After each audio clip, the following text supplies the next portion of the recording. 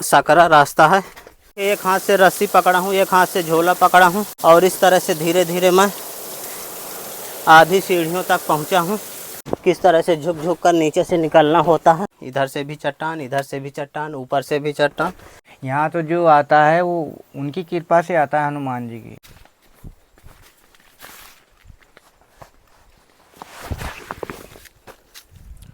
जय सीताराम दोस्तों आज आपको चित्रकूट से लगभग 100 किलोमीटर दूर बहुत ही खतरनाक जगह में लेकर आया हूं। टाइगर बाहुल्य क्षेत्र है। चारों तरफ से आप बीहड़ घनघोर जंगलों के दृश्य देखेंगे और सामने की तरफ देखिए विशाल घाटी है और जहां तक आपकी दृष्टि जाएगी आपको जंगल ही जंगल देखने को मिलेगा। और ये जंगल टाइगर बाहुल्य क्षेत्र भी है और इस तरह के जंगलों में ये महाराज जी की हमें कुटिया दिख रही है। चारों तरफ से काफ़ी बीहड़ जंगल और बीच में बिल्कुल अकेले महाराज जी की कुटिया है और घाटी में आप देखेंगे तो झरना भी चल रहा है, वाटरफॉल भी है। तो आइए दोस्तों चलते हैं अब सीधा महाराज जी की कुटिया की ओर।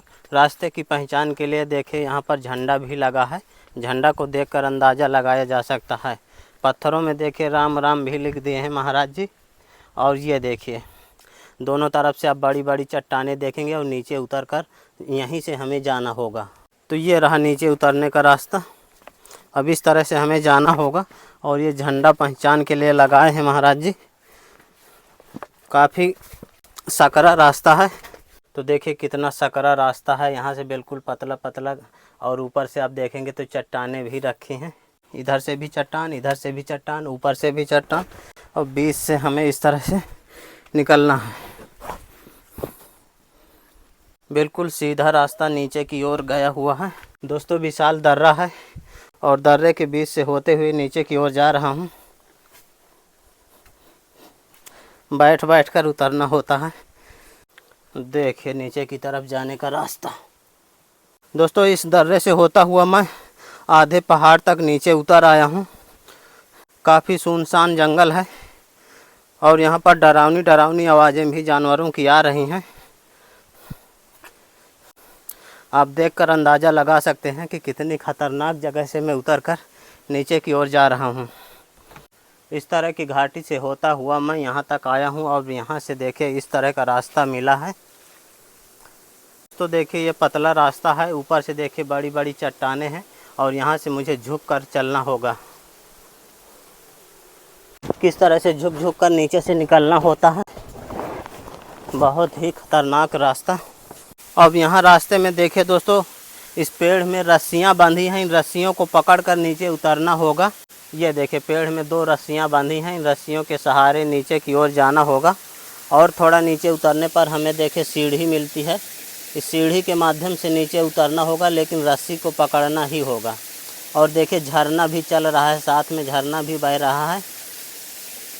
और इधर आप सामने देखेंगे तो हनुमान जी का मंदिर दिखने लगा है, बेधकनाथ का। लेकिन महाराज जी की कुटिया भी और जंगलों के आगे अंदर है, काफ़ी बीहड़ जंगल में। तो दोस्तों इस तरह की सीढ़ियों से उतरने के बाद मैं आधे पहाड़ तक अभी पहुंचा हूं और यहां से मुझे अब दूसरी सीढ़ियां देखिए लगी मिली हैं। अब इन सीढ़ियों से उतरना होगा। हनुमान जी के मंदिर के नज़दीक आ गया हूं और देखिए कितना सुंदर झरना पहाड़ों से चल रहा है। और झरने के अंदर आप देखेंगे झरने के नीचे तो भगवान भोलेनाथ विराजमान है। देखिए दर्शन करिए, भोले बाबा के ऊपर ही ये झरना गिर रहा है। तो ये दोस्तों अब इन सीढ़ियों से नीचे उतरेंगे। यहाँ पर भी देखिए 2 रस्सियाँ बांधी हैं नीचे पकड़कर उतरने के लिए। एक हाथ से रस्सी पकड़ा हूँ, एक हाथ से झोला पकड़ा हूँ और इस तरह से धीरे धीरे मैं आधी सीढ़ियों तक पहुँचा हूँ। और नीचे की तरफ बहुत ही डरावनी खाई है, गहरी खाई, देखने में डर भी लगता है। और ये जो सीढ़ी के ये डंडे हैं काफ़ी फिसलन भरे हैं, इनमें पानी पड़ता है इसलिए इसमें काई लग गई है।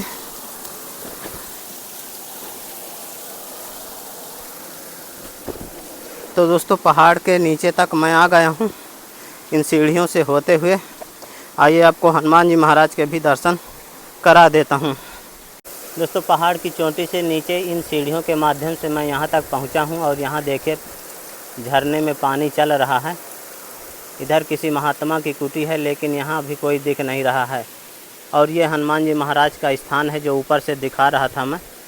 और उधर सामने की तरफ देखेंगे तो यहाँ पर भी झरना चल रहा है आपको दर्शन करा देता हूँ हनुमान जी महाराज के, और इसके बाद मुझे इस रास्ते से होके नीचे की तरफ जाना होगा। तो आइए दोस्तों, आपको हनुमान जी महाराज के दर्शन करा देता हूँ।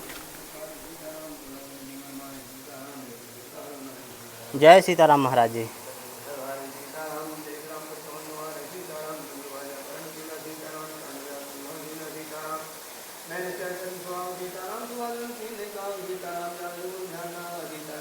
दोस्तों यहाँ पर एक महाराज जी भजन साधना कर रहे हैं, आप दर्शन करिए हनुमान जी महाराज के। वेदकनाथ भगवान हैं जो बहुत ही खतरनाक जगह में विराजमान हैं। महाराज जी यहाँ पर भजन साधना कर रहे हैं। अभी हमें जंगलों के और अंदर जाना है। दोस्तों इन सीढ़ियों के बगल से आप जो झंडे देख रहे हैं, कुछ पन्नी देख रहे हैं, यहाँ पर एक गुफा है, कंदरा है। यहाँ पर महाराज जी रहकर भजन साधना करते हैं, जो अभी मंदिर में पाठ कर रहे हैं। मुझे दूसरे महाराज जी की कुटिया में जाना है। वहाँ जाने के लिए देखिए ये रास्ता है, यहाँ से अभी और नीचे जाएंगे। तो अब चलते हैं नीचे की ओर। झरने के पानी से मेरा बैग भी भीग गया है, मैं भी भीग गया हूँ। तो ये रहा दोस्तों नीचे की तरफ जाने का रास्ता। और ऊपर आप देखेंगे तो कितना खतरनाक पहाड़ दिख रहा है। इसी घाटी से उतरकर मैं यहाँ नीचे तक पहुँचा हूँ। दोस्तों काफ़ी घनघोर जंगलों के अंदर से होते हुए मैं जा रहा हूँ। चारों तरफ से आप जिधर भी दृष्टि घुमाएंगे आपको एकदम हरा भरा जंगल देखने को मिलेगा। जंगलों के अंदर दोस्तों मुझे दो रास्ते दिख रहे हैं। एक रास्ता इधर को जा रहा है, एक रास्ता इधर को जा रहा है। अब पता नहीं कि महाराज जी की कुटिया किस रास्ते में पड़ती है। मैं अभी इस रास्ते में जाकर देखता हूँ। अगर आगे महाराज जी नहीं मिले तो फिर मैं वापस दूसरे रास्ते में जाऊँगा।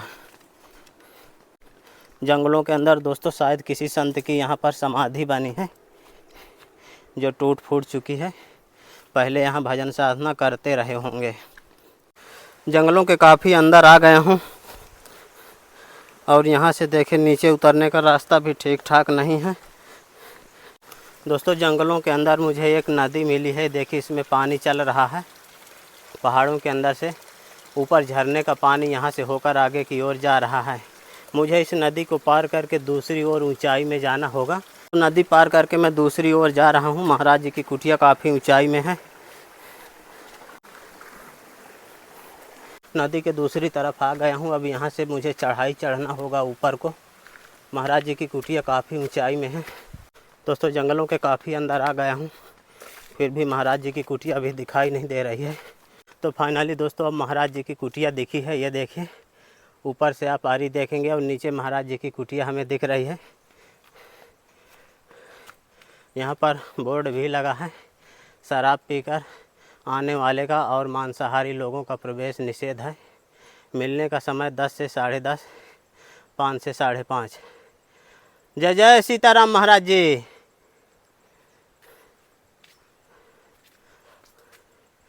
जय जय सीताराम।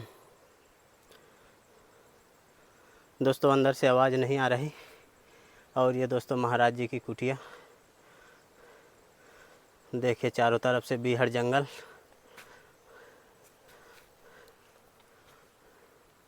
और इधर महाराज जी की कुटिया है। जय जय सीताराम महाराज जी। दोस्तों महाराज जी अंदर से आ रहे हैं, दरवाज़ा खोलेंगे।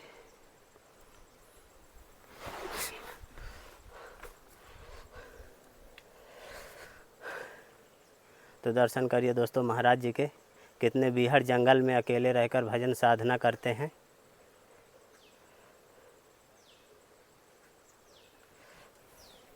जय जय सीताराम महाराज जी।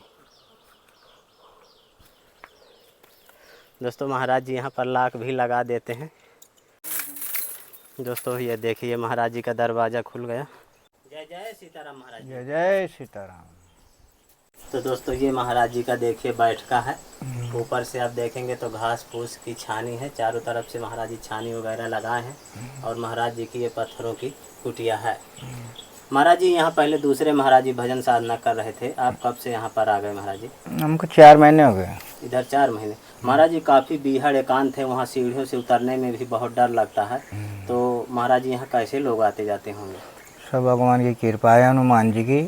और सब हनुमान जी लाते हैं, ऐसी कोई बात नहीं है। सब आते हैं, कोई डर नहीं है, कोई भय नहीं है। महाराज जी यहाँ जंगली जानवर भी खूब रहते होंगे। जंगली जानवर बहुत हैं यहाँ। महाराज जी कौन कौन से जानवर हैं? बाघ है, भालू है, हिरण वगैरह है, सुअर है, कई जानवर हैं। जी। तो महाराज जी आप अकेले रह रहते हैं, डर नहीं लगता? कुछ नहीं डर लगता हमको। महाराज जी यहाँ आने के पहले आप कहाँ भजन साधना करते? केदारनाथ। महाराज जी चित्रकूट में कैसे पहुँच गए आप? चित्रकूट में पहुंच गए, भजन करने के लिए आ गए। हनुमान जी की कृपा हुई और हम आ गए। महाराज जी यहाँ भोजन पानी की व्यवस्था कैसे? भोजन पानी सब हनुमान जी सब व्यवस्था करते हैं, भरा हुआ है यहाँ। अभी भी अगर 150 आदमी आ जाए तो उसको भोजन करके खिला दें। अच्छा महाराज जी। हाँ 50 आदमी का भी है? हाँ। जय जय सीताराम। जय जय सीताराम। महाराज जी आपकी सेवा में थोड़ी राशन सामग्री, इसमें महाराज जी आपकी सेवा में आटा है। जाओ जाओ जाओ। आयो। और महाराज जी आपकी सेवा में चावल है। महाराज जी इसमें सब्जी है आपकी सेवा में। महाराज जी आपकी सेवा में अरहर की दाल है। और महाराज जी सरसों का तेल है। और सब्जी मसाला, ठाकुर जी के लिए अगरबत्ती महाराज जी। और महाराज जी आपकी सेवा में छोटी सी भेंट। जय हो जय हो।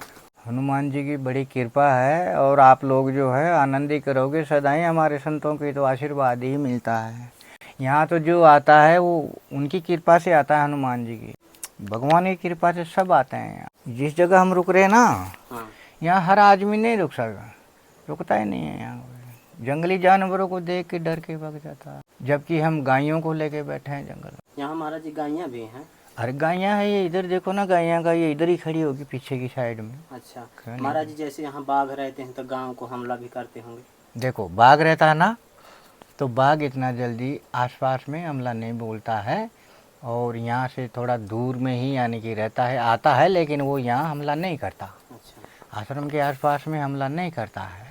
परमानंद भगवान के जो है भजन में जो आनंद है वो कोई चीज़ में आनंद नहीं।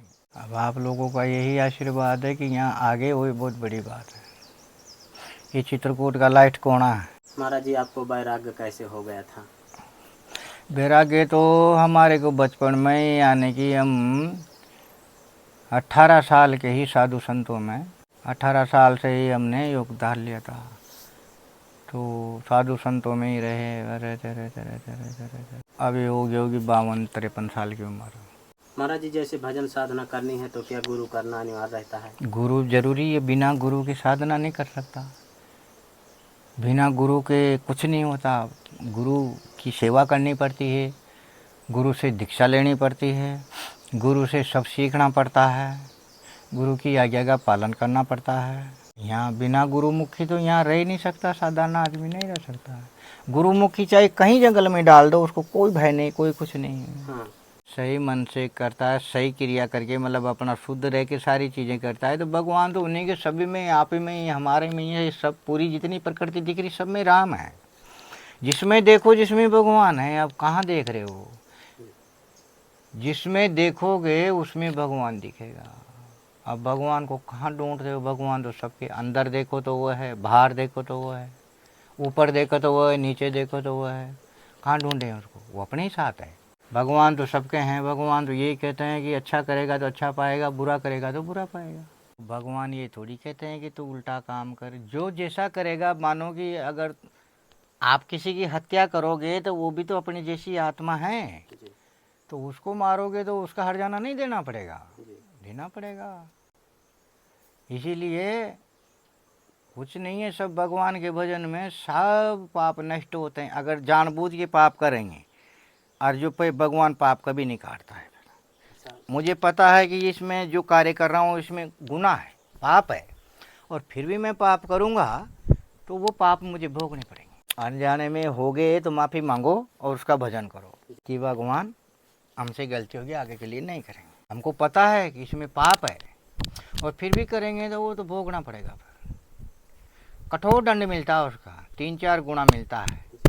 अनजाने में तो हो जाए तो कम मिलता है, परंतु जो अपन पता होते हुए भी अगर करेंगे तो फिर बहुत दंड पाना पड़ता है उसका। बस जीवन का एक ही उद्देश्य होना चाहिए कि सबसे बड़ा तो जो है माता पिता है, उनकी सेवा करनी चाहिए। जो माता पिता है अपने, वही भगवान है, सीताराम, वही सीताराम है। अब वो सीताराम क्यों है? कि उन्होंने हमारे को छोटे से बड़ा किया, पढ़ाया लिखाया, तो हमारे वही गुरु माता पिता है। अगर जिसने अपने माँ बाप की सेवा कर ली, सोचो कि उसने भगवान को पा लिया। और जिसने माँ बाप को ठुकराया, तो वो आदमी चाहे कितना ही भजन कर लो या कितना ही यत्न कर लो, कितना ही दान कर लो, लेकिन उसका भला नहीं होगा। क्यों? कि भगवान माँ बापों में ही प्रकट है। असली रूप तो वही है। चाहे माता लड़े, पिता लड़े, लेकिन वो लड़ते रहो, लेकिन फिर भी हाथ जोड़ते रहो, तो वो बच्चा कभी भी दुखी नहीं होगा। जो उनके मुंह से निकलेगी ना भाषा, वो सिद्ध होगी, कभी दुखी नहीं होगा। और जो नहीं मानेगा, घूमेगा अपना जीवन लेके, क्या करना। ये जीवन है, ये जीव एक क्षणभंगु है, कब निकल जाए इसका कोई पता है। अभी हम लोग हैं, मैंने आपको बताया कि मेरी यहाँ 3-4 दिन से तबीयत खराब है, ठीक है।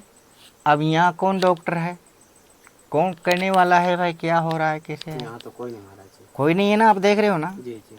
लेकिन हमारा अब भगवान के ऊपर भरोसा है कि साला हम शरीर भी छोड़ देंगे तो हमें चिंता नहीं है। इसने तो जाना है एक दिन। और यहाँ तबीयत भी बिगड़ती है तो तबीयत सही भी हो जाती है। ये आत्मा का नाता सिर्फ यहाँ तक ही है। जब ये आत्मा छोड़ती है ना इसको, तो इसका फिर कोई रिश्तेदार नहीं है, कोई इसका कुछ नहीं है। ये अकेला है और अकेला ही रहेगा। कोई माँ नहीं है, कोई बाप नहीं है, कोई घरवाली नहीं है, कोई बहन नहीं है, कोई चाचा ताऊ, ये कुछ नहीं है। ये सिर्फ अपना जो शरीर चल रहा है वहाँ तक ही रिश्तेदारी है। और जब शरीर छोड़ देगा तो ये किसी का सगा नहीं है, ये अपना ही है, अकेला ही है और अकेला ही रहेगा। इसका कोई साथी नहीं है।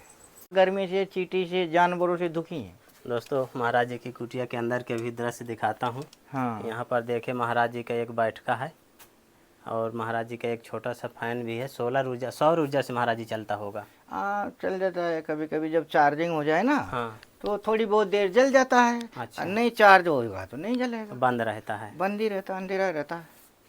महाराज जी यहाँ सांप बिच्छू भी आते होंगे। फुल फुल यहाँ सांप बिच्छू एक से एक मिलेगा, हाँ, जिसका ना कोई जवाब। अच्छा। ये देखो साले, आलू खराब हो जाए, गर्मी से सब चीज़ खराब हो जाती है। हाँ हाँ, ये देखो आलू का खराब हो गया, ये देख। जी जी, रखे रखे, हाँ सही कह रहे हैं हो महाराज। गया ना, हर चीज़ गर्मी से बेकार हो जाती है यहाँ। आपको महाराज जी का धूना भी दिखा देता हूँ। देखिए ये महाराज जी का धूना है और यहीं पर देखिए दीपक भी जल रहा है। आप देखिए महाराज जी, दीपक 24 घंटे जलता रहता है।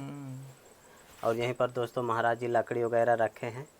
दोस्तों महाराज जी के बगल से आप देखें तो कुछ गायें भी घूम रही महाराज जी की कुटिया के आसपास। आ जाती है, गांव वाले भगाते हैं, वो फिर यहीं आके रुकती है बेचारियाँ। अच्छा, जैसे किसी के चोट फेट होती है तो उनको दवाई ववाई लगा के कि तो उनको ठीक करते हैं, पट्टी बांधते हैं, पकड़ पकड़ा के कैसे करके हाँ, गायियाँ की सेवा भी करते हैं।